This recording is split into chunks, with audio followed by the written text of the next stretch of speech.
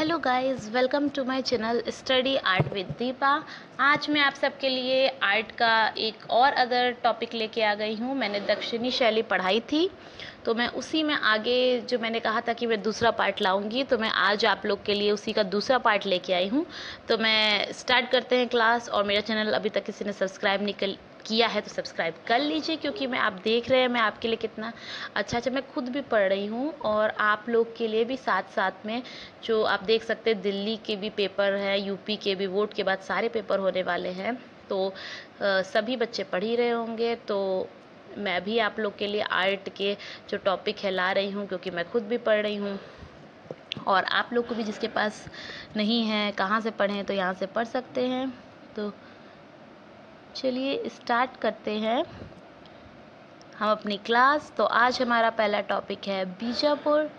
तो शुरू करते हैं बीजापुर। तो एक मिनट ब्रश ले लेते हैं। हाँ, तो चलिए, तो पहला हमारा है बीजापुर। ये देखिए, बीजापुर कर्नाटक। ठीक है, बीजापुर कहाँ पे है? तो कर्नाटक में है। तो बीजापुर शुरू करते हैं पढ़ना। बीजापुर की स्थापना किसने की थी? तो बीजापुर की जो स्थापना थी वो यूसुफ आदिल शाह ने की थी। किसने की थी? यूसुफ आदिल शाह ने। थोड़ा बड़ा कर देते हैं। ये देखिए, बीजापुर की स्थापना जो थी वो यूसुफ आदिल शाह ने की थी। ठीक है, किसने की थी? यूसुफ आदिल शाह ने की थी बीजापुर की स्थापना। यूसुफ आदिल शाह का उत्तराधिकारी जो था वो कौन था? इस्माइल अली आदिल शाह था। ठीक है, यूसुफ आदिल शाह का उत्तराधिकारी इस्माइल अली आदिल शाह था। तो उसके राज्यकाल में नुजूम अल उलूम, खगोल विद्या जिसे कहा जाता है, नुजुल अल उलूम को खगोल विद्या, वो लिखी व चित्रित की गई थी। ठीक है, तो यूसुफ आदिल शाह का उत्तराधिकारी इस्माइल अली आदिल शाह था। ठीक है, उसी के राज्यकाल में नुजूम अल उलूम जिसे खगोल विद्या कहा जाता है, लिखी गई व चित्रित की गई। यह ग्रंथ चेस्टर विट्टी संग्रहालय डबलिन वही डब्लू में आयरलैंड में संग्रहित है। ठीक है, इसमें 876 चित्र है। तो कितने चित्र हैं इसमें? नुजुल उल उलूम में जो लिखी व चित्रित खगोल विद्या 876 चित्र हैं। इस ग्रंथ की रचना जो थी 1570 ईस्वी में की गई थी। तो कब की गई थी? 1570 ईस्वी में की गई थी। और इस ग्रंथ पर टर्की का प्रभाव है। किसका प्रभाव है? टर्की का प्रभाव है। बीजापुर कलम शैली की सबसे ज़्यादा उन्नति इब्राहिम आदिल शाह द्वितीय के समय हुई। ठीक है, जो बीजापुर शैली है सबसे ज़्यादा उन्नति किसके समय में हुई? उन्नति इब्राहिम आदिल शाह द्वितीय के समय में हुई। ठीक है, तो उसके आगे पढ़ लेते हैं कि इस बादशाह के संगीत प्रेमी होने के कारण अनेक रागमाला से संबंधित चित्र बने। मतलब संगीत प्रेमी था वो बादशाह जो था। ठीक है, तो वो इसीलिए बहुत सारे रागमाला से संबंधित चित्र बने थे। ठीक है, कौन? जो इब्राहिम आदिल शाह था वो संगीत प्रेमी था। ठीक है, इब्राहिम आदिल शाह जो था संगीत प्रेमी था, तो इसलिए अनेक रागमाला से संबंधित चित्र बने थे। और आदिल शाह द्वितीय को, जो आदिल शाह द्वितीय हैं, उसको जगत गुरु की उपाधि मिली थी। किसकी मिली थी? तो जगत गुरु की उपाधि मिली थी। ठीक है, और किताबें लवरस के लेखक कौन है ये पूछा जाता है। इम्पॉर्टेंट है ये। ठीक है, इम्पॉर्टेंट है ये, पूछा जाता है कि किताबें लवरस के लेखक कौन है। तो इब्राहिम आदिल शाह द्वितीय थे। ठीक है, इब्राहिम आदिल शाह द्वितीय थे इसके। ठीक है, तो इतना पढ़ लिया हमने। और नीचे अब देखते हैं अब हम इतना हमने बीजापुर तो पूरा पढ़ लिया कि बीजापुर की स्थापना यूसुफ आदिल शाह ने की थी। यूसुफ आदिल शाह का उत्तराधिकारी इस्माइल अली आदिल शाह के राज्यकाल में नज़ूम अल उलूम खगोल विद्यालय ही चित्रित की गई। जस्टर मिट्टी डबलिन संग्रहालय में संग्रहित है। 876 चित्र है। इस ग्रंथ की रचना 1570 में हुई थी। टर्की पर इस ग्रंथ का प्रभाव टर्की का प्रभाव है इस ग्रंथ पर। बीजापुर कलम शैली की सबसे ज़्यादा उन्नति जो इब्राहिम आदिल शाह द्वितीय के समय में हुई थी, और संगीत प्रेमी था इसलिए रागमाला से संबंधित चित्र बने थे इसमें। आदिल शाह द्वितीय को जगत गुरु की उपाधि मिली गई थी। और किताब नवरस के लेखक कौन थे? आदिल शाह द्वितीय थे। इब्राहिम आदिल शाह द्वितीय थे। तो अब हम चित्र देख लेते हैं बीजापुर के, ठीक है। तो अब चित्र देखते हैं इसके। पहला है सघन वन में खड़ी स्त्री, ये चित्र है। सघन वन में खड़ी स्त्री चित्र है, ठीक है।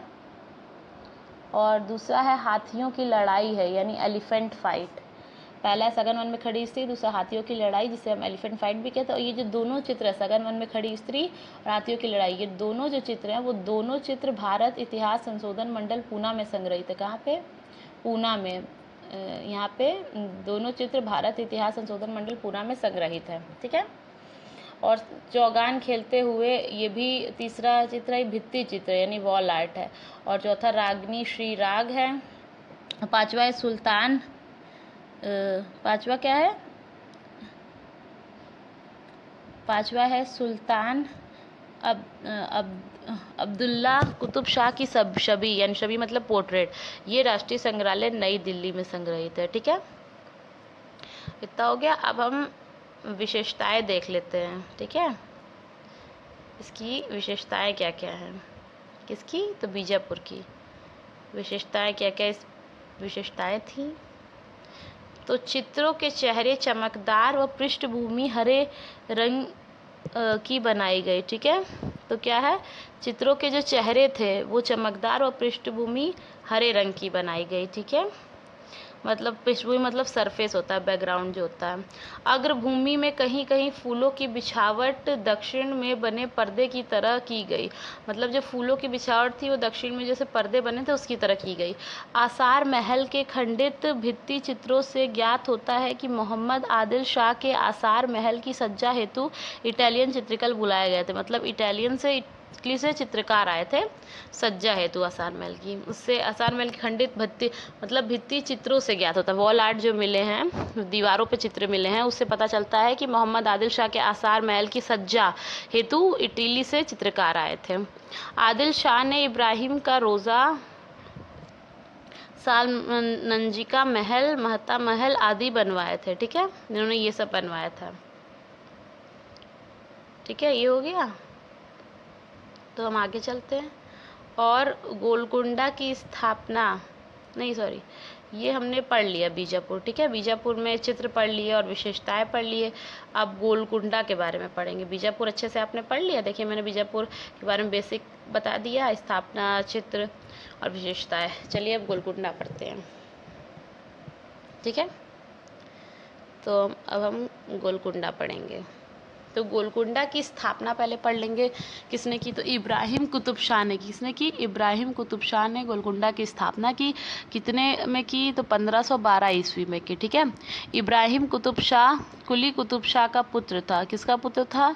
इब्राहिम कुतुब शाह कुली कुतुब शाह का पुत्र था, जिसे वास्तविक संस्थापक माना जाता था। असली संस्थापक इसे ही माना जाता था। मोहम्मद कुली कुतुब शाह ने अपनी बेगम भाग्यमती, उनकी बेगम का नाम था भाग्यमती, के सम्मान में 1589 ईस्वी में हैदराबाद की नई राजधानी बनाया। और हैदराबाद में चार मीनार का निर्माण कराया, ठीक है। हैदराबाद में चार मीनार का निर्माण कराया, जिसे विजय द्वार के रूप में जाना गया। किसके रूप में जाना गया? विजय द्वार के रूप में, ठीक है। जिसे विजय द्वार के रूप में जाना गया, ठीक है। ये देखिए विजय द्वार के रूप में जाना जाता है। और गोलकुंडा का अंतिम कुतुबशाही शासक कौन था? अबुल हसन तानाशाह था, जिसे तानाशाह के नाम से जाना जाता। अंतिम जो कुतुबशाही शासक था अबुल हसन तानाशाह। मोहम्मद कुली कुतुब शाह का भतीजा 1611 ईस्वी में मोहम्मद कुतुब शाह गद्दी पर बैठा। मोहम्मद कुली कुतुब शाह का भतीजा जो था मोहम्मद कुतुब शाह, ठीक है, वो 1611 ईस्वी में गद्दी पर बैठा, जिसने दीवाने हाफिज का चित्रण 1620 ईस्वी में कराया। ठीक है, तो ये पढ़ लिया हमने। अब हम गोलकुंडा के बारे में पढ़ लिया। अब हम गोलकुंडा के चित्र पढ़ेंगे। तो गोलकुंडा के चित्र में है मैना व स्त्री है जो कि चेस्टर वेट्टी म्यूजियम डबलिन में है। चांद बीबी पोलो खेलते हुए, बहुत इम्पोर्टेंट है, ये राष्ट्रीय संग्रहालय दिल्ली में है। 5 नृत्यांगनाएं हैं, ये ब्रिटिश संग्रहालय लंदन में संग्रहित है। ठीक है, अब विशेषताएं देख लेते हैं गोलकुंडा की। तो यहाँ के चित्रों की विशेषता, यहाँ के चित्र ईरानी व भारतीय शैली के बने हैं। किससे? ईरानी और भारतीय शैली के। गोलकुंडा के पटचित्र ईरान व यूरोप भेजे जाते थे। कहाँ भेजे जाते थे? ईरान व यूरोप भेजे जाते। गोलकुंडा की पासवान व नृत्यांगनाएं सुंदर आभूषण पहनने के लिए प्रसिद्ध थी। मछलीपट्टनम यहाँ का प्रमुख बंदरगाह था। क्या था यहाँ का प्रमुख बंदरगाह गोलकुंडा का? तो मछलीपट्टनम। गोलकुंडा को ही हैदराबाद के नाम से जाना जाता था। तो गोलकुंडा को किस नाम से जाना जाता था? हैदराबाद के नाम से। तो हम हैदराबाद थोड़ा देख लेते हैं कि हैदराबाद में क्या है। तो हैदराबाद का शासक आसफ शाह 1725 से 1748 तक शासन किया उसने, जिसके शासन काल में स्त्रियों व राग रागनियों के चित्र बने। ठीक है, आसफ शाह के पश्चात उसका बेटा नादिर जंग 2 वर्ष के लिए गद्दी पर बैठा। वह स्वयं चित्रकार था। ठीक, 1700 से 1762 में मीर निज़ाम अली खां आसफ शाह द्वितीय गद्दी पर बैठा और अपनी प्रशंसा में तुजुक ए आसफी ग्रंथ का लेखन व चित्रण कराया। हैदराबाद शैली में दरबारी चित्र बनाए गए हैं। कौन से चित्र? दरबारी चित्र बनाए गए हैं। तो आपको हम लोग कुछ चित्र देख लेते हैं। तो चित्र में है निज़ामुद्दीन औलीना व अमीर खुसरो जो कि राष्ट्रीय संग्रहालय दिल्ली में है।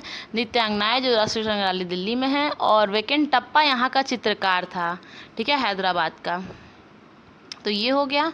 अब हम बाकी सब तो पढ़ लिया हमने, आप देख सकते हैं बीजापुर के बारे में, उसके चित्रों के बारे में, विशेषताओं के बारे में, फिर गोलकुंडा के बारे में, फिर गोलकुंडा के चित्रों के बारे में, उसकी विशेषताओं के बारे में, हैदराबाद के बारे में, उसके चित्रों के बारे में। अब हम आखिरी में दक्षिणी शैली बस एंड हो रही है, तो दक्षिणी शैली की कुछ विशेषताएँ देख लेते हैं। ठीक है, तो दक्षिणी शैली की विशेषताओं में, दक्षिणी शैली में दरबार की शोभा यात्राओं के दृश्य प्रमुख रहे हैं, ज़्यादातर बनाए गए हैं। ठीक है, दरबार की शोभा यात्रा। और फिर एक चश्म चेहरे बनाए गए। कितने चश्म चेहरे हैं यहाँ पे? एक चश्म चेहरे हैं।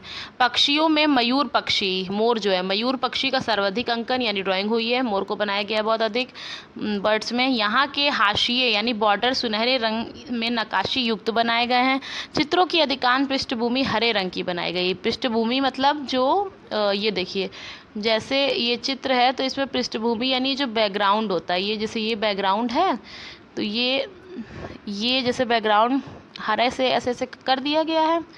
ठीक है, जैसे ये, रुकिए एक मिनट, जैसे हरे से ये पूरा कर दिया गया, ये है सरफेस।